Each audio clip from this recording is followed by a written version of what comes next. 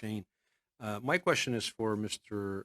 Goldberg, and you've expressed concerns echoing those of several other witnesses that have come before this committee in regards to user-generated content and specifically to Section 4.12. And it's been an ongoing debate. The government continues to insist that this bill um, does not, touch user-generated content, and we've had people arguing that there will not be attempts to manipulate algorithms. But yet, as you stated in your testimony, we've had the chair of the CRTC himself who had a very different interpretation. And of course, we've also seen on the House side, when it was time to amend the bill, an unwillingness on the part of the government to deal with Section 4.12 or really put an end to this debate by putting in a clause that clearly states that excludes user-generated content, and then we move on to other subject matters. So my question to you is, why do you think it is that the government simply does not want to be clearer on this issue? Do they think that nobody will notice? That's my first question.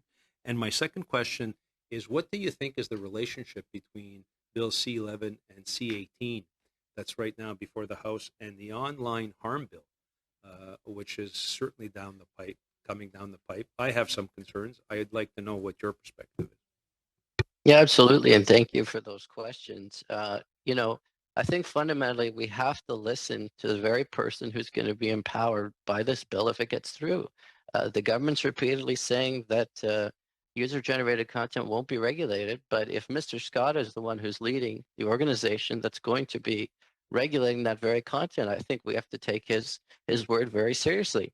And ultimately, the government repeatedly refusing to acknowledge this, despite the fact that Mr. Scott says it will be regulated, I think indicates that the government wants to regulate user-generated content because it could very simply and very easily, as you said, make an amendment, take that section out, should it choose to do so at any time. And the government has been very insistent on leaving that in. So it's certainly a concern about government control.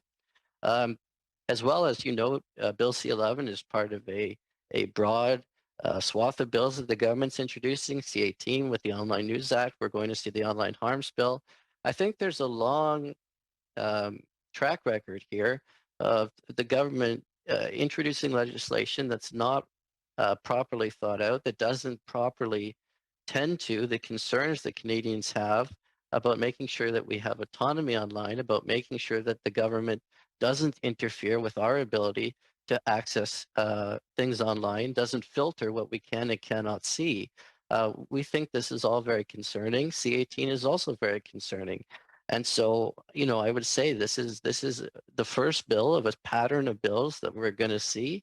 And I think it's just a clear demonstration of a big rush on the part of the government, a failure to consider properly how individuals and how Canadians want to freely access and be able to see what we can see online without the government influencing that.